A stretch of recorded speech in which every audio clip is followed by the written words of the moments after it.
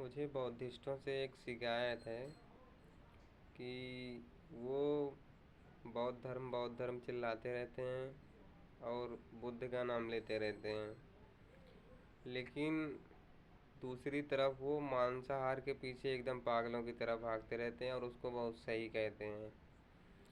तो मुझे एक बात बताओ, बुद्ध ने कब कहा है कि तुम मांसाहार करो, या फिर तुम किसी जीव को मारो या मारने के लिए बोलो? तो अब कुछ महापुरुष ये बोलेंगे कि हम थोड़ी ना मारते हैं, हम थोड़ी ना काटते हैं, हम तो जाते हैं मार्केट से लेके आते हैं। तो महाराज एक बात बताओ, तुम मारो या ना मारो, लेकिन तुम्हारे लिए वो मारा जा रहा है ना। और बुद्ध ने क्या कहा है? बुद्ध ने ये कहा है कि जाने या अनजाने में हमसे किसी भी जीव की हत्या ना हो और किसी भी जीव को हम कष्ट ना पहुंचाएं। लेकिन तुम क्या कर रहे हो?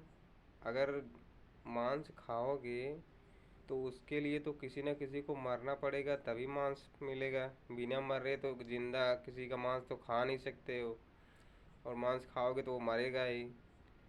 अगर तुम नहीं मार रहे हो, तुम नहीं काट रहे हो किसी चीज़ को, तो तुम्हारे लिए तुम्हारे कहने पे कोई मार रहा है, काट रहा है ना।